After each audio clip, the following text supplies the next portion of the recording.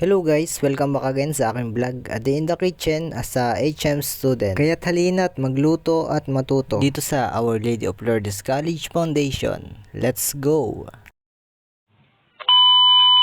Umagang kay ganda na naman nga ulit mga guys, at ito ang inyong lingkod muling nagbabalik sa kusina ni Madam. Paghahandugan na naman kayo ng mga syempre alam nyo na yon, ng mga iba't ibang klaseng luto na pwede nyong matutunan. Kaya't kung isa ka sa di pa maalam magluto, para sa'yo ang video na to. Let's go! So nang makapag-prepare na nga pala kami dito ng lahat ng aming mga kailangan, ay agad na din kaming nagsimula. At ang gagawin nga pala namin ay tinatawag na baking or bacon. And kami na din ang bahala kung anong klase ng pagkain na aming gagamitin, basta baked or baking cook siya. At ang napili ko nga palang lutuin no baked itong sweet potato. Pagkatapos ay hahaluan ko lang siya ng cheese at iba pang spices para mabalance at mamit ko ang gusto kong lasa. So ayun, habang pinapakuluan at pinapalambot ko pa yung kamote, ipapakita ko muna sa inyo ang ginagawa ng iba kong mga kasama.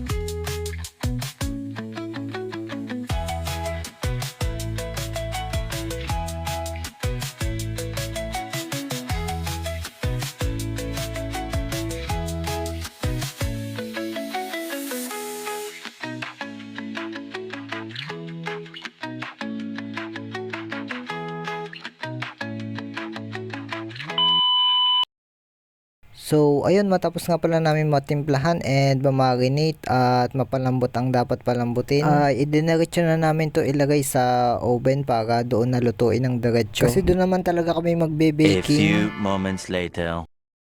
So eto, at nang matapos na nga pala kami sa aming mga ginawa at niluto, ay medyo namahinga muna kami dyan ng konting minuto. And sunod ko na maipapakita sa inyo ang resulta ng aming mga natapos. Kaya't halina't ating pagmasdan. Let's go!